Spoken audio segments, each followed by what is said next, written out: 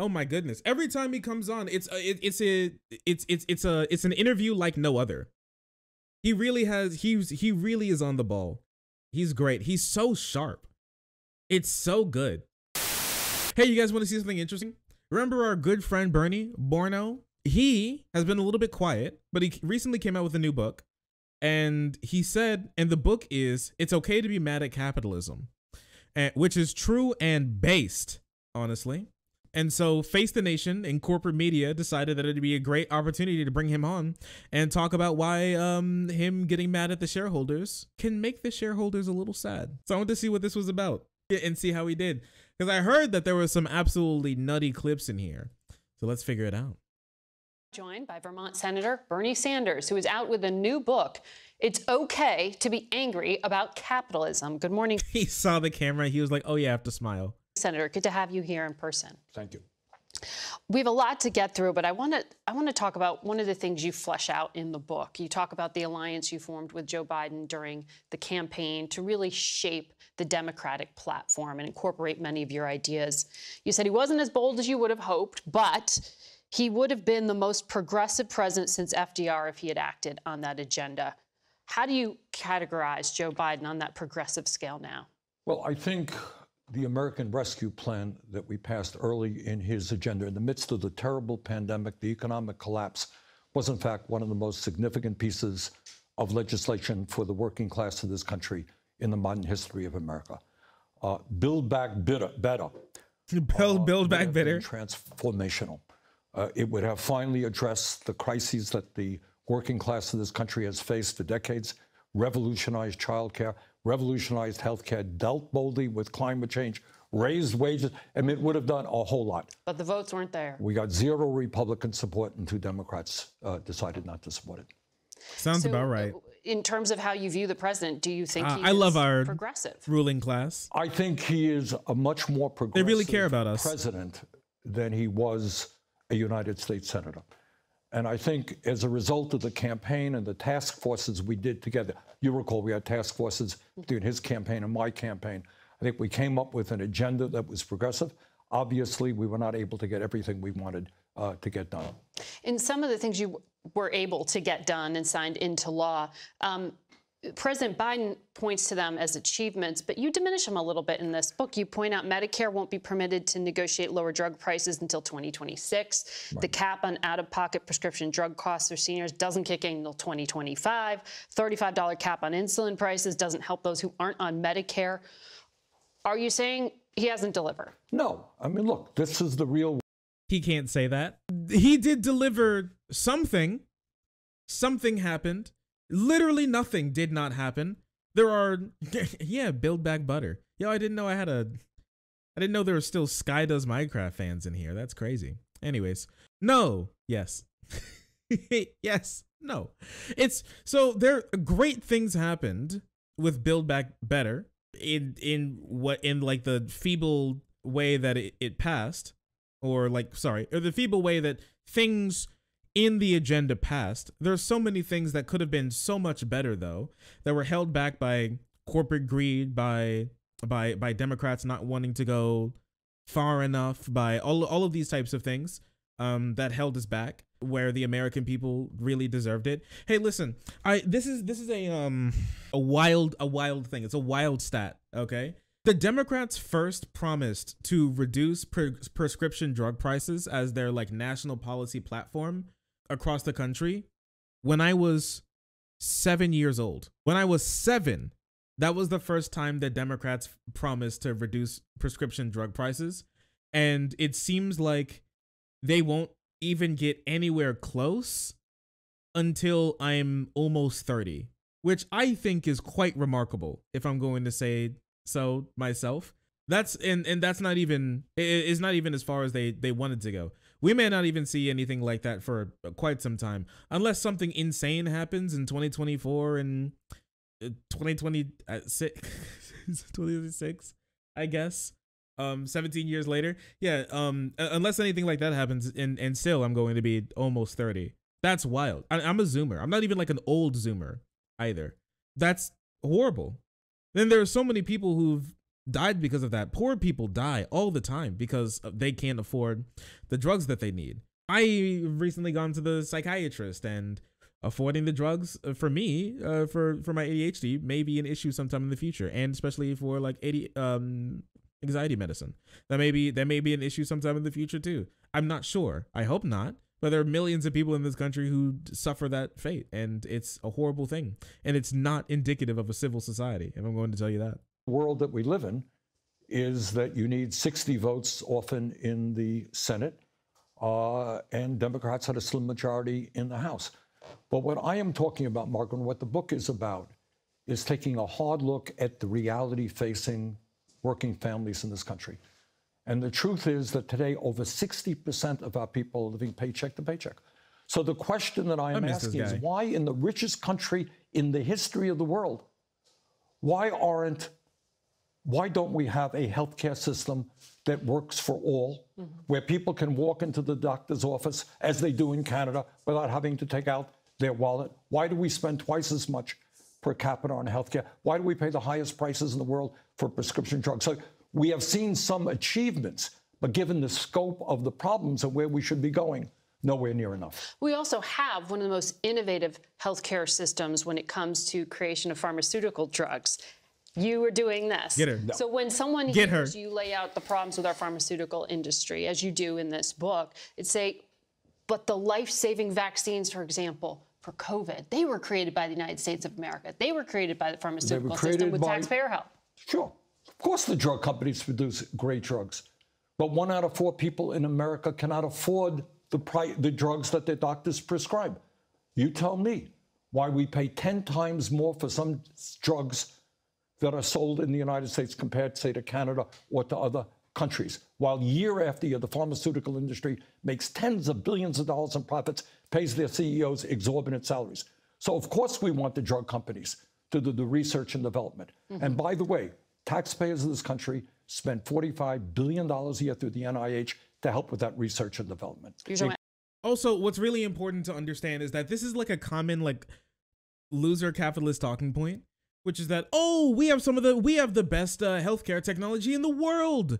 So true. But that healthcare technology is kind of like it's kind of like a Lamborghini dealership. Have you ever seen like a sports car dealership in your life? You ever driven past one? You ever know one, right? You could walk onto a sports car dealership lot. You could drive in there. You could like park your car. You could walk around. You could talk to one of the people who sell cars, and who knows, maybe you could even take one on for a test drive. But will you be going home with one without $300,000 ready to go in financing? The answer is no. Yes, we have some of the best, if not the best, healthcare on the entire planet. There's a reason why people and rich people from like other countries come over here, because we have amazing healthcare. Now the problem is we just can't use it. It's great, but we can't use it. It's just like our train system. A lot of people and a lot of Europeans and a lot of like Hispanic people say that we have a horrible, and like, you know, Asian people as well, people across the world, they say that we have horrible train systems here in America outside of the regulation. No, that's actually wrong. We have some of the best train system. We have some of the best train systems, or like train tracks in the world. They just don't carry people. They just carry things. Really, if we converted a large portion of our rail system from cargo to passenger, this country would be changed overnight. But it's not happening, right?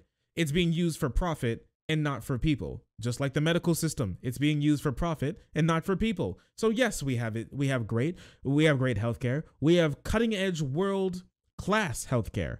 But I wish that the healthcare could have been as easy as walking into your local Walmart, sitting down, and then getting your free vaccine as it was. And just so you know, Biden and the federal government have rolled back or are rolling back free vaccines. So soon, if not like at this moment in time, you can't get a free vaccine anymore. You're going to have to pay out of pocket for that to keep other people safe. We're not out of COVID, just so you know. Even as much as people would like to pretend that we actually are. Is it really there if I can't use it? Interesting question. Including Moderna and the vaccine. You're talking about Moderna. Pfizer didn't take that money, but Moderna, you're sharply critical. In fact, you're chair of the Senate's Health, Education, Labor, and Pensions Committee, and next month you're calling in Moderna's CEO to testify. You're critical of his plan to quadruple the cost of the COVID vaccine. Well, can you stop him? Wow, it's remarkable. Well, here's the story. Hopefully. Well, yes, you can. Will we? Who knows? The answer is probably no. Actually, the answer is definitely no, since Republicans control the House. But will we? No. Can we? Yes. We can do many things. We could be the world's greatest country in every category, period, because we're filthy rich. Will we? Maybe not in my lifetime, but we can. Taxpayers, the NIH co-authored, worked together to create the vaccine. Right.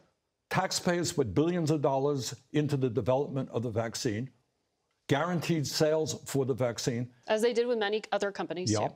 All right. And then what happens after the government That's why all the drugs should be like that.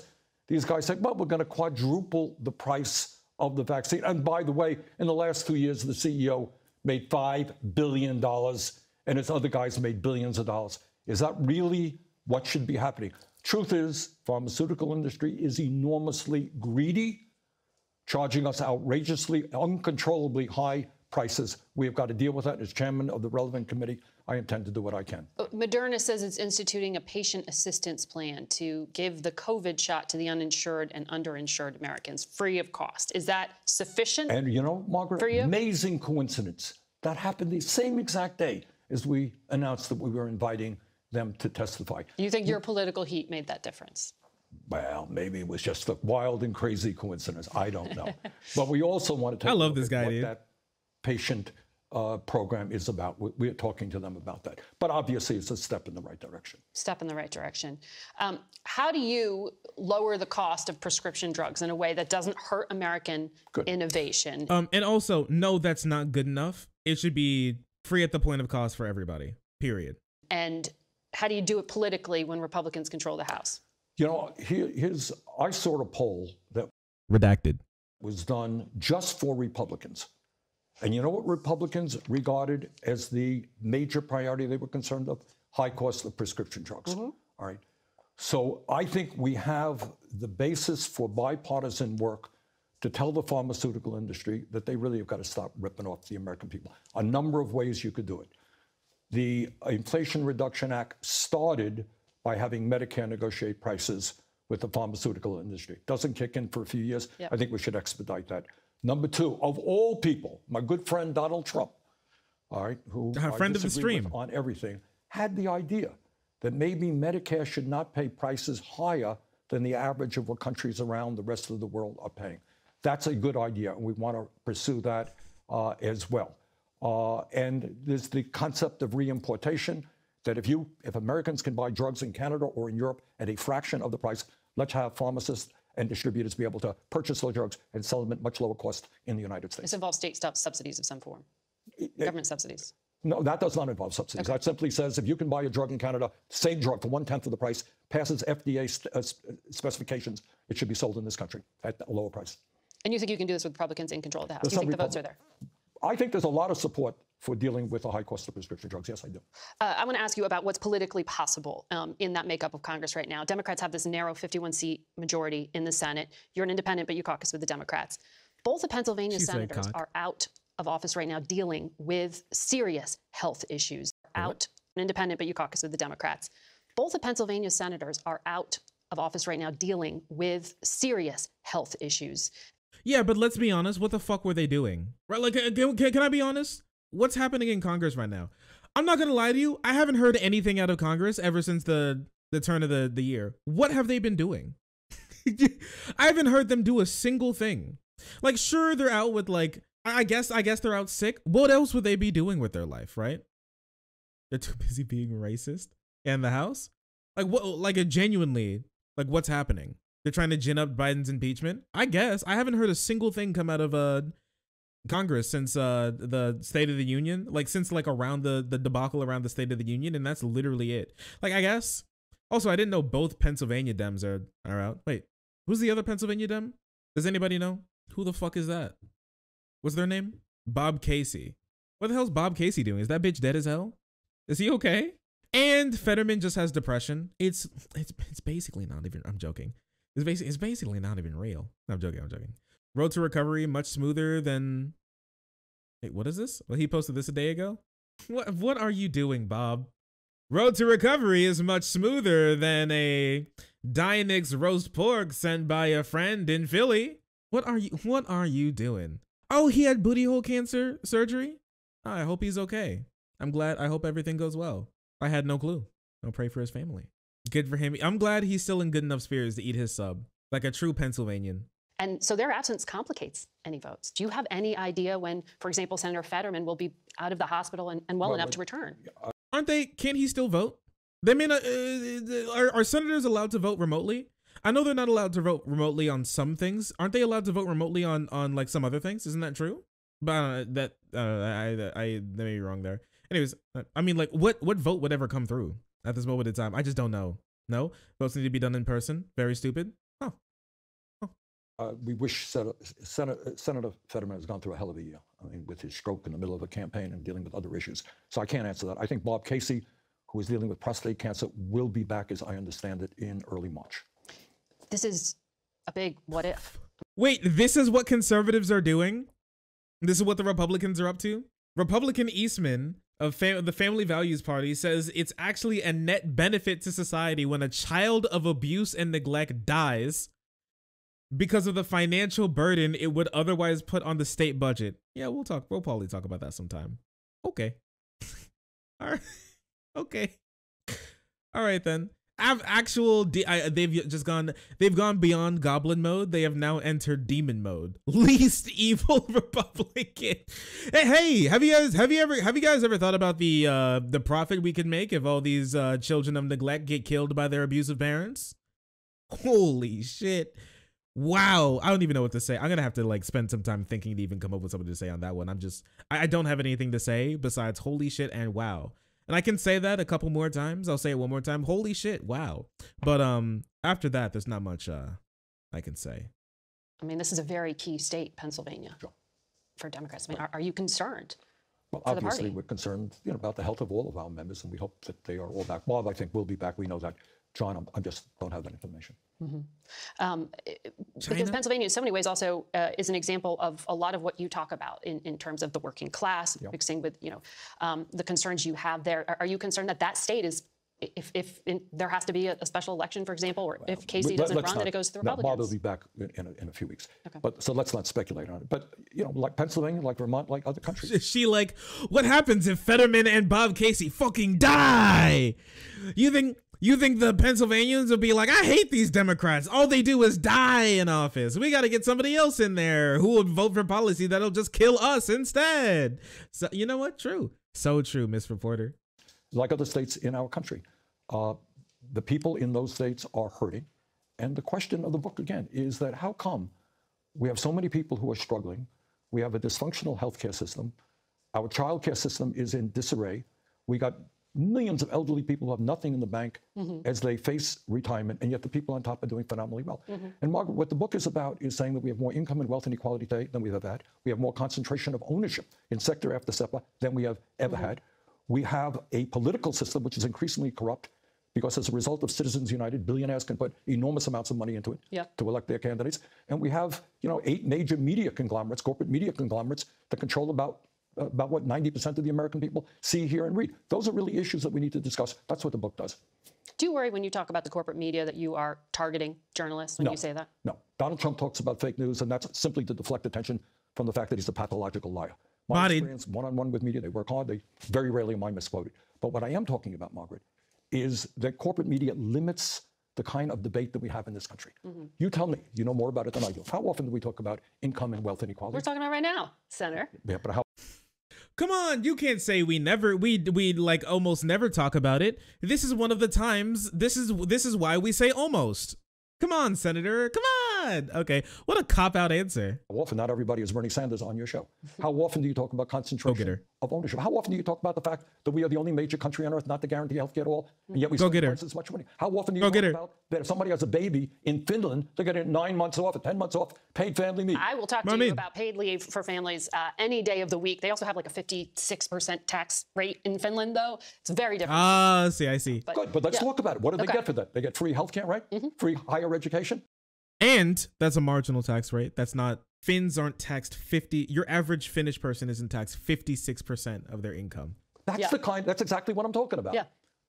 That's the debate I want, and that's the debate we really don't have on the corporate media. So President Biden talks about finishing the job and the potential for running for. Oh, also one more thing before we move on this one. Corporate media limits the debate by the type of people they have on, the controlled environments they have them in, and the type of people they hire as editors, as writers. Corporate media is simply, they are businesses at the end of the day, and they have business interests at the end of the day. ABC, MSNBC, HBO, CNN, Fox News, they all have contributors. They all have monetary interest to keep doing what they're doing and make money in things that won't harm their business. This is just true. I'm sorry. And so when things get into their business or get in the way of their benefactors, it's not like a sort of just like top down commit evil because it's fun and money, but there are ways in which that managers, executives can exert power. Editors as well, that's a big one, can exert power over the articles that are written, over the types of debates that can be had, over the contributors who are part of their like opinion piece teams, all of these things to exert power and push narratives. It's incentives. It's simple incentives. It's simple incentives. If you're like a little too far left and all of your articles get like rewritten or rejected, but if you're like pretty far right and you're like, yeah, maybe another war with the Middle East could actually be quite profitable, those articles would be more likely to be written. But it'd be that way. For re-election in 2024. You said you won't run if he runs. Do you believe that President Biden will face any primary challenge from the left, from the progressive wing? I can't speak for other people. I think there's a general consensus right now that President Biden has done not everything we would like. He has done a good job. And again, I can't speak for anybody else. But what I have said is if he runs, now since he's going to run, I will support him. Do you see anyone who would challenge him? Can't speculate. As you write in your book, that the essence of you're very harsh on Democrats, but you say the essence of the Worse on Republicans, though.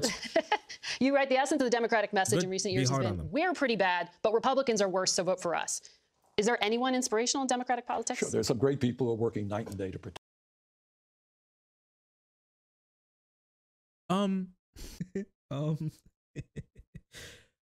Is there anyone inspirational in Democratic politics? This, like the squad and everything, they have some real problems.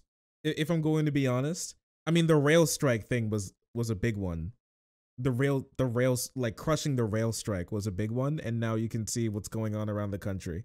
Bernie wasn't a part of that, but I'm not going to be counting Bernie here in this because it's a little bit of a cop-out answer because he's not actually a part of Democratic politics. When she's talking about Democratic politics, I think she's meaning more of DNC. I'm going to be honest. Like people on the who like have to pay like Democratic dues, who are on like who are part of like the Democratic caucus, who are part of the Democratic Party.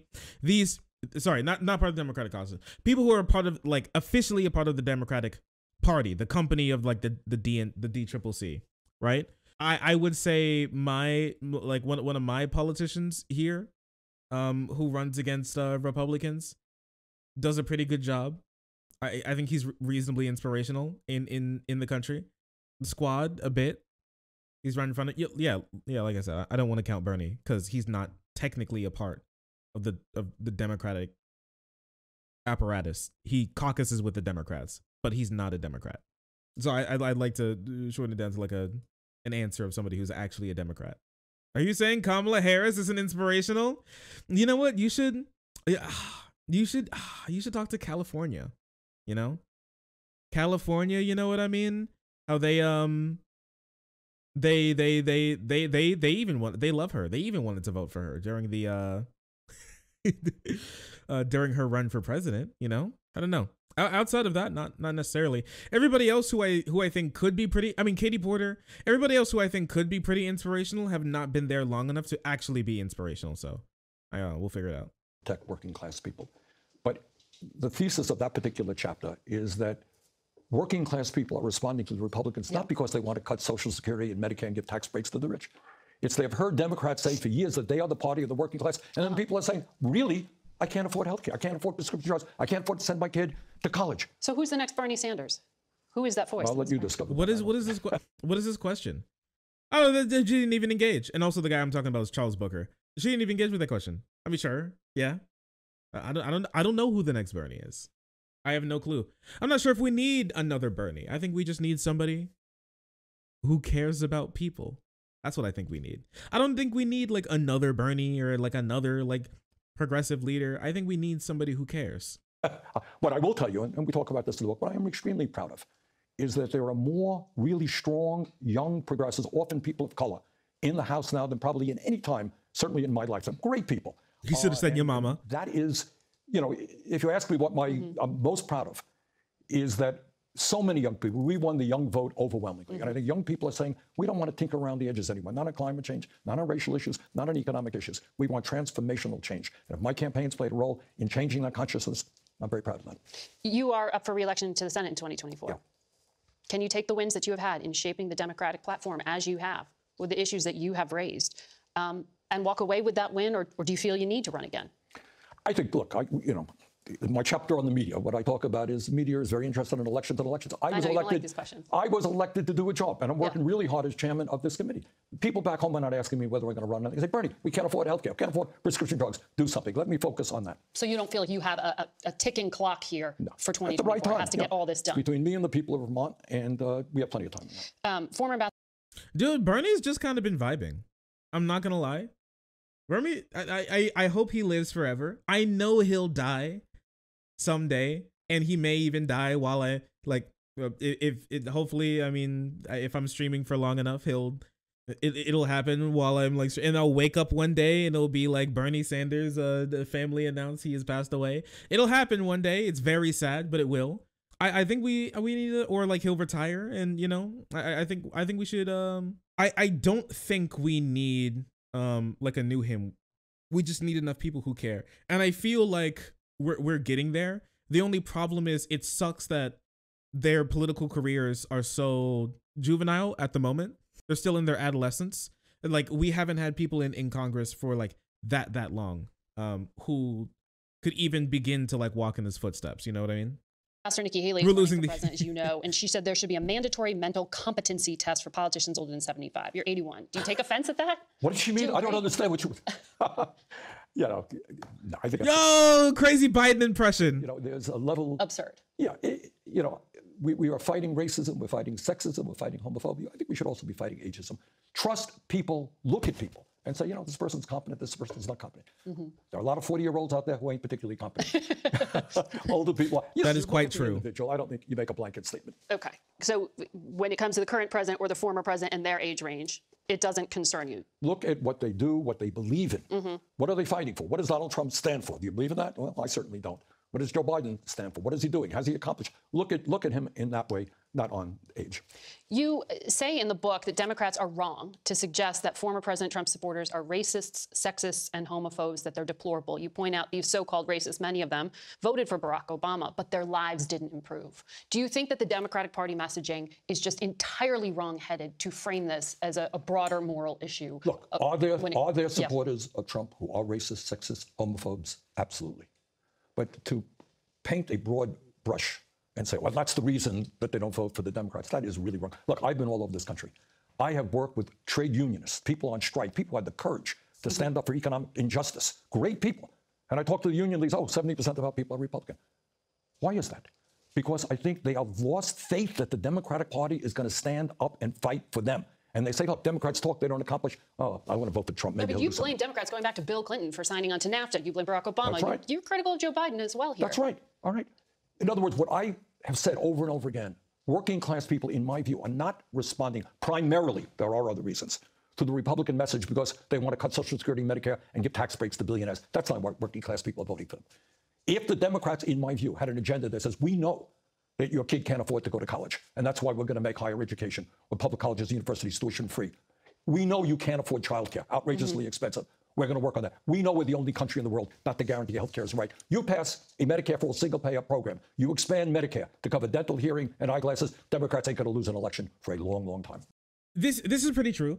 All right, so I feel like some people may think I would disagree with this. I think it's pretty true. So I think a lot of Republicans, in the way that this is working for them, it's good for like one really big thing in general elections is turning out your base.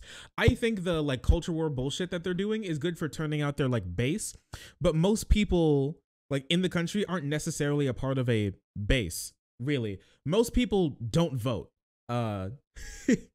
Yeah, I mean, or like, yeah, most people just don't vote. Okay, so they could be registered, but like they haven't come out for an election in, you know, God knows how long. Really, I think the culture war stuff does help Republicans get their base motivated and get their base out. But that is on top of the sort of like, I just new election, tick blue, tick R. Right, for them it would be like just tick R. They're going to be there anyways, and the extra base on top of that comes out for the racism slapped on top would do that. I think most conservatives are complicit in bigotry. I'm not sure if they actually are themselves, and you can judge whether or not that's worth a delineation. I personally think it is, for the insofar as talking to this person and how to reach this person and how to change this person's mind. Because it is true, once the Democrats shape up, really, that's when things start to change and become better, and that like disgusting culture war bullshit becomes to mean a lot less. The Florida Republican Party is garbage. The Democratic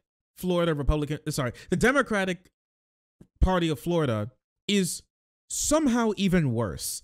They're like, I'm not sure if you've looked into the Democratic Party of Florida. They're like, they don't know how to do anything, and honestly I'm not sure if they even care at this point. There's so many things. Yeah, the Democratic Republican Party. Yeah, I had it right the first time. It's just trying to pander to Republicans, not standing for anything really. The only reason why they won in the past is because there was some people that were standing for some things in the party, but they don't care about anything. I'm going to tell you this now. I'm not sure if you've even heard this. If you live in Florida, you may not have even heard this. Florida at the moment, and Florida farmers, and the oranges are one of the biggest export for Florida as just like a state. It makes up a large portion of their agriculture budget.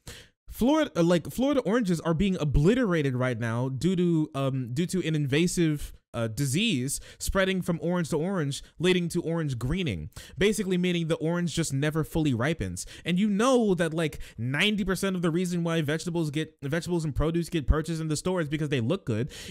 And you can do it too sometimes. If you go into a store and you see like a goofy looking vegetable, you're like, I'm not touching that. And so instead of like us just like being okay looking at like a slightly wacky looking like apple, we just don't touch it. And so what happens is these companies just throw them away, because why would they? Or make them into juice, or just honestly just chuck them. And so basically what's happening is that Florida's agriculture is being blown up at the moment. And why in the world have you not heard the Democratic Party talk about this? Like, at least they tried with like Rick Scott. What did they name him? He had like a little name in Florida. It was like something Tide, Red Tide Rick. Yeah, there it is. Yeah, Red Tide Rick. It was basically referring to pollution in like Florida waterways that he allowed to go on because he couldn't give a shit less about it. But hey, listen, Red Tide, they just was able to go on, and now he's like sitting in Congress talking about how every state and everywhere in the world needs to be like obliterated, because who gives a shit about having nice things, right? Yeah, from algae blooms, if I remember correctly, right? So it's just like, you know, you can reach these people. They just don't care. I saw something really interesting. I can't find this. I'm so sad. Anyways, in 2018, Michigan's governor, attorney general, secretary of state, Supreme Court, House, and Senate were all controlled by Republicans. You know what the Democratic Party did? They actually started to give a shit, and Democrats now have a trifecta. And on top of that, they also have the Supreme Court and the AG and the Secretary of State. All of them controlled by Democrats now, and flipped easily when you start to actually deliver for the people and give them something that they actually care about. Yeah, it's wild. Same with I think Wisconsin at the moment, if I remember correctly, right? Once you finally care about the people, they actually give you back love and vote for you. It's wild. It's definitely wild. He's deciding and could be deciding soon. Well, and after that, he and I will talk and we'll see what we'll do. And you want to shape the But I conversation. did, you know, when he was running it, to me, it was extraordinarily important that Trump be defeated. Yeah. And, you know, to his courage, what Biden did after the election, sat down with our people, campaigns came together. You know, that's a good name. How has nobody called him Ron DeSatan? This meme is very real. That's a good ass name. They should call him Ron DeSatan. And it seems like he may try to run for president, at least sometime soon. He recently went on to he went to New York recently. He went to New York to try to... This meme is very real. To try to convince New Yorkers that it's actually better in Florida, even though Florida has like a 5 times higher crime rate than New York does. He came up with some pretty progressive ideas. I want to ask you about some issues on foreign policy. CIA Director Bill Burns recently said that the uptick in violence in Israel and Palestinian territories reminds him of the last Intifada, that there could be an explosion of violence. Israel now is the most right-wing government it's had in years. Do you think that democracy is imperiled in Israel right now? I do. Don't you think? Like, didn't like an Israeli missile or a couple missiles hit fucking Syria recently? And also, didn't like an Israeli official come out to say that he's a fascist? Wait. Oh yeah, here it is. Netanyahu. Yeah, the finance minister. The finance minister of Israel came out to say, "I'm a fascist homophobe." He was just like, "I love fascism and I love homophobia. And my favorite is when fascism does a homophobia." Yeehaw! Dude, it's crazy. It's crazy how like Israel was basically made to help Jewish people get away from like Nazi Germany and like fascism and shit. And then they just were like, you know what? It'd be kind of based if we had our own. It's wild. I won't stone gays and you won't feed me shrimp. What the fuck?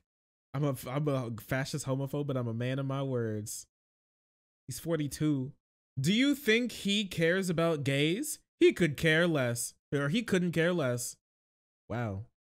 All right then. Not looking too good. Not looking too good. Dude be like, "I love homophobia, yeah." I am very worried about what Netanyahu is doing and some of his allies in government and what may happen to the Palestinian people. And let me tell you something. I mean, I haven't said this publicly, but I think the United States gives billions of dollars in aid to Israel. And I think we've got to put some strings attached to that and say you cannot run a racist government. You cannot turn your back on the two-state solution. You cannot demean the Palestinian people there. You just can't do it and then come to America and ask for money. Have you talked to the administration about it? They've been very careful in criticism of the Netanyahu government. Well, I am not careful about it. I'm embarrassed that in Israel you have a government of that nature right now. And are you going to introduce something? We may well, yes. To try to attach strings to USA. You cannot give, if you have whether it's Saudi Arabia or other authoritarian societies, if a government is acting in a racist way and they want billions of dollars from the taxpayers of the United States, I think say, sorry, that's not acceptable. You want our money? Fine, this is what you got to do to get it. The pro-Israel lobby, AIPAC, used to be bipartisan, but these days it's got a super PAC that has spent very heavily in Democratic primaries. Against progressives. You said they're doing everything they can to destroy the progressive movement in this country. Do you think the politics around this issue are constraining the White House going into 2024? The way I look at AIPAC now in terms of their political activities, this is not even just the pro-Israel group. This is a corporate PAC, sometimes getting money from Republicans, sometimes supporting extreme right-wing Republicans. So what really upset me very much is that in many of these primaries, we had great candidates, young people, often people of color, and you had AIPAC and other super PACs spending millions of dollars trying to defeat them. And yeah, Bernie's going nutty. I try to get the Democratic Party to pass a resolution that in Democratic primaries, super PAC money should not be allowed to be used. Mm-hmm. Let's go. Do you think that this is what's constraining the Biden White House right now, the concerns about the politics around this domestically? Look, bottom line is what constrains any president is we have a corrupt political system in which big money plays an enormous role. And right now, if I run for re-election, people want to spend, some billionaire wants to spend millions of dollars against me, perfectly legal to do so. That constrains all politics in America. If you run for re-election to the Senate, so you are considering it? Sure, I'm considering it, but I haven't made any decision. You are, when you talk about American workers, you're proposing a new cabinet-level agency to focus on the future of work and workers. You talk about taxing robots who might replace Yo, make robots as expensive as human workers, so you just tax them. So if they want to do it, they could, but we're gonna be able to get the same amount of money from them. Ooh, or make it illegal. Honestly, I've been kind of thinking a lot of like techno bros get really mad when they're like, the government coming in and stopping technological progress. Yo, fuck technological progress if it makes our lives worse. Technology doesn't exist because it's wacky and quirky and fun. And technology doesn't exist to make more money. Technology exists to make our lives better. And when it stops doing that, then it loses its purpose for existing, period. That's what I think. I think all of these systems in the world exist solely to make our lives better and make the planet better. And once it stops doing that, then it's lost its usage. Just period. Just period. Sorry. So if it gets in the way of just like general happiness, then I think it should stop. Like I remember I was on like a panel and they talked about cops getting those little like Boston Dynamics robots that had guns on them that would just gun you down if they saw you doing anything wrong or something, and like facial recognition shit. And I was just like, I felt like I was being gaslit. I felt like I was being like made to be insane when I was just like, just ban the cops from using them. And people were like, what? You can't ban the cops from using certain technology tools. It's gonna exist. Okay, who cares? Don't give it to them. Make it illegal. Nukes exist. We don't give cops them. There's so many things cops have that they shouldn't have. And there's so many things that they should have that they don't. And so like proper training and de-escalation. All right. So I just, no, if I don't care if it's going to exist. I don't care if it's going to be hard to regulate. I don't care. It doesn't matter. We should still do it. That doesn't mean we shouldn't try. They just shouldn't have it. If it makes our lives worse, they shouldn't have it. If it makes the world the worst place, it shouldn't exist. Period. And people shouldn't be able to use it. Period. I don't think there's any argument that needs to be had on this about, oh, how we're going to regulate it. Don't. Fuck it. Ban it. That's what I think. I don't think it's crazy to think that if something's bad, we don't have to go, well, our lives are just worse now. Why? We made it. Just take it away. I really don't think it's that hard. I really don't think it's that hard. They're just like, well, yeah, and like cops have arms. That doesn't mean they should be allowed to beat you to death. It won't stop all the cops from beating you to death, but at least it'll put a barrier between you and being beat to death by a cop. At least a little one. I think that's great, personally. But everybody would be like, oh, that's a ridiculous argument. You're right. You're right. It is a ridiculous argument. That's why you should just ban it. That's why it's okay to just ban it. Just ban it. Ban it. Just put a ban on it. Pass a law and say don't. And if you think about it, double don't. Humans, isn't the Labor Department supposed to be doing these things? Well, theoretically, but I don't think we're doing enough. Look, this is a huge issue. There is a revolution taking place now with artificial intelligence and robotics. Okay? Mm-hmm. Millions of workers are going to lose their jobs. Who's making those decisions, Mara? You hear it debated in Congress? I don't. All right? So guys who sit at the head, often guys, of large multinational corporations are saying, look, we can do this. We can get rid of all these people over here. We can make even more money. So we're talking about a transformational moment throughout the world in the United States. I want working people to be involved. And if we come up with the technology, I'm not anti-technology. If there is a technology that can increase worker productivity, who benefits from that? Just the guy who owns the company, or does the worker benefit? So if we can reduce the work week, is that a bad thing? It's a good thing. But I don't want to see the people on top simply be the only beneficiaries of this revolution in technology. So you agree with Bill Gates in taxing robots? That's one way to do it. Yeah, absolutely. He's a billionaire you do like. I've talked to Bill on a number of occasions, yes. Mm-hmm.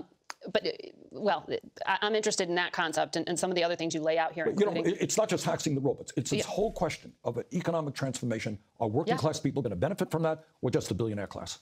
You also talk about a new deal for journalism and rethinking of the role of public and community media in the United States. You're very harsh on the media, as we talked about, including, you mentioned this network, you mentioned Washington Post, you do. Didn't I say all kinds of nice things about you? No, some other journalists here. You did give a shout out to Kara Corte and some other reporters, but you said. Who's she? Ooh, who's she? Kara Corte, who is she?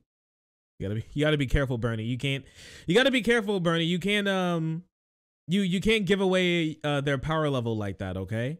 Keep it in your pants. I just want to know who she is. What the fuck? I'm saying that because it's interesting that Bernie would shout somebody out in the corporate media. That means they're probably doing something cool that's worth keeping track of. What did you think I said that and I wanted to like jerk off to her or something? Calm down. Keep it in your pants, chatter. Know your place. I can't find anything about her. Cara Corte. If anybody can find anything about her, please let me know. I'd like to, because I follow a decent amount of like progressive-y, hiding power level type of politicians and reporters. You can find anything about her, let me know. I'd like to keep track of her. Hey, you take direct aim at the media for not asking the questions that you think need to be asked. How do you, on this New Deal idea, how can you have the U.S. government in any way involved with the media and direct funding when trust in the government is so low in this country and trust in media is low? Okay, two issues, two separate issues. Number one, what I say in the book is that, look, I've done 1,000 interviews like I'm doing with you right now. And nobody has ever come up to me, not one reporter, not you, not anybody else, that said, Bernie, why are we spending twice as much on healthcare as any other country, and yet we have 85 million uninsured or uninsured? How many programs have CBS, NBC, ABC had on why we have a dysfunctional healthcare system? Does that have anything to do with who owns the major networks? Bernie, what are you going to do about income and wealth inequality? Oh, no. You demand, why are billionaires paying an effective tax rate lower than working class people? No one asked me. Her headset. Womp, womp, womp, womp, womp, womp, womp, womp. You stop him. He's going off again. The shareholders won't be liking this. Dump him. Those questions. Okay. No one tells us the questions to ask him. I understand that, but there's a culture in the media. No one tells people who work for me not to vote for Donald Trump. Surely, I will guarantee you they don't. I never tell them to do it. But then there's another issue, and that is a totally different issue. We are seeing media deserts in this country.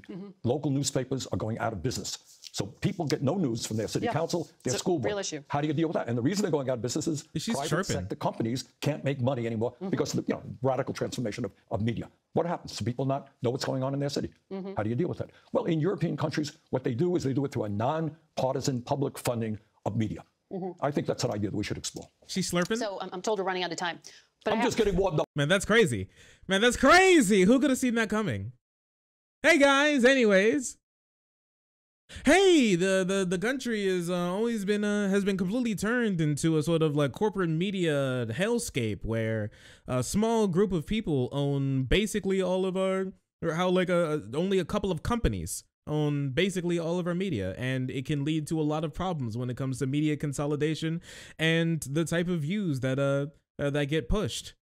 I've just been told that we're basically out of time. It's crazy how that works. That's wild. Of course.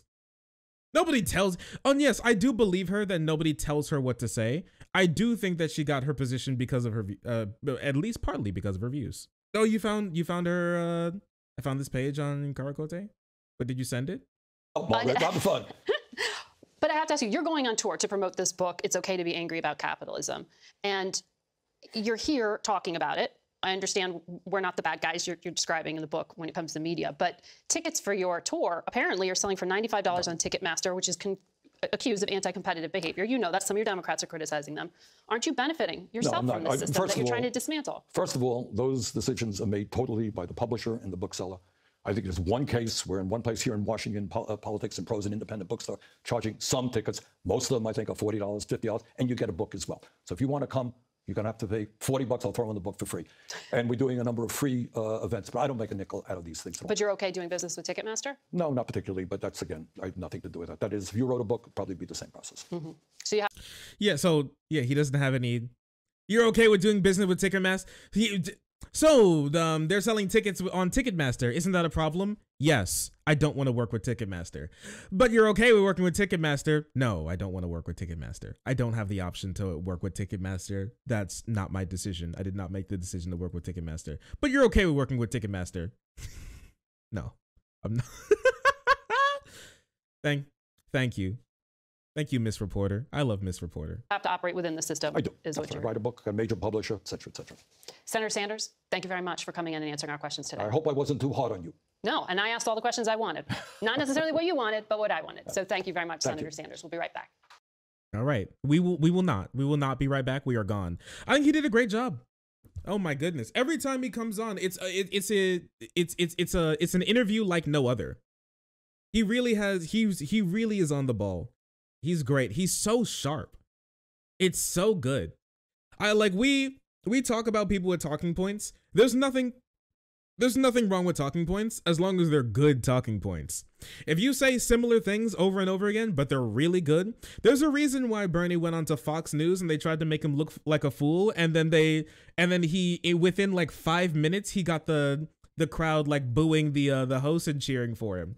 It's wild how it works out, right? It is absolutely wild. I love that guy. He was part of the why I got into politics as well. I am one of the Bernie Zoomers. All right. I'm not afraid to say it. I'm one of the Bernie Zoomers. I am. Yeah, I love it. I love him. He's so cool.